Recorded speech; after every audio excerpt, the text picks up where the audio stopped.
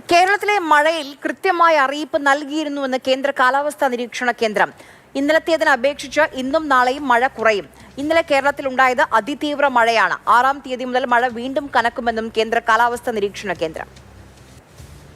Now this rainfall activity, we are expecting it to significantly reduce from today onwards, and we are expecting isolated heavy rainfall activity today and tomorrow. That's for next 2 days. We are expecting isolated heavy rainfall activity, and then from day 5 onwards, that means from 6th onwards, again isolated heavy rainfall activity is expected over Kerala.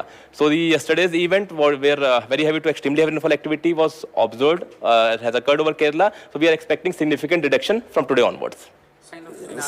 See, there was extremely heavy rainfall activity. Whenever extremely heavy rainfall activity is there, this kind of water logging usually is seen. That's why accordingly, today also we have issued the heavy rainfall alert. And if you can see the color-wise also, we have issued an orange alert for Kerala, considering the already occurred rainfall activity. So today we are not expecting the rainfall like yesterday. However, isolated heavy rainfall activity is likely today and tomorrow. But due to accumulated rainfall or due to accumulated water logging situations, the orange alert has been issued. Vishnu Prasad ഡൽഹിയിൽ നിന്ന് വിവരങ്ങളുമായി ചേരുന്നുണ്ട്. വിഷ്ണു, ഇവിടെ yellow alert ഉള്ളിടത്ത് പോലും അതിതീവ്ര മഴ മുന്നറിയിപ്പ് ഉണ്ടായി എന്നുള്ളതാണ് ഏറ്റവും ആശങ്കപ്പെടുന്ന കാര്യം.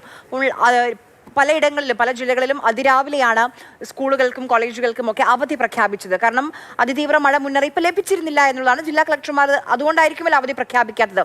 കേന്ദ്രം നൽകുന്ന വിശദീകരണം എന്താണ്? അതായത് ഇന്നലെ അതിതീവ്ര മഴയ്ക്കുള്ള മുന്നറിയിപ്പ് നൽകിയിരുന്നു എന്നാണ് ഇപ്പോൾ കേന്ദ്ര കാലാവസ്ഥാ നിരീക്ഷണ കേന്ദ്രം പറയുന്നത്. ഒരു ദിവസത്തിൽ 4 മണിക്കൂർ ഇടവിട്ടുകൊണ്ട് 3 തവണ ഇത് സംബന്ധിച്ച അറിയിപ്പുകൾ പുതുക്കാറുണ്ട്. അത് യഥാസമയം നൽകാറുമുണ്ട്. അത് കേവലം ഒരു ദിവസത്തേക്കുള്ളത് മാത്രമല്ല, ഒരാഴ്ചത്തേക്ക്, അതായത് 7 ദിവസത്തേക്കുള്ള അറിയിപ്പാണ് നൽകാറുള്ളത്. അതിന് പ്രകാരമുള്ള അറിയിപ്പ് കേരളത്തിൽ നൽകിയിട്ടുണ്ട് എന്നാണ് കേന്ദ്ര കാലാവസ്ഥാ നിരീക്ഷണ കേന്ദ്രം പറയുന്നത്. ഇന്നലെ അതിതീവ്ര മഴ കേരളത്തിൽ ഉണ്ടാകുമെന്നായിരുന്നു മുന്നറിയിപ്പ്.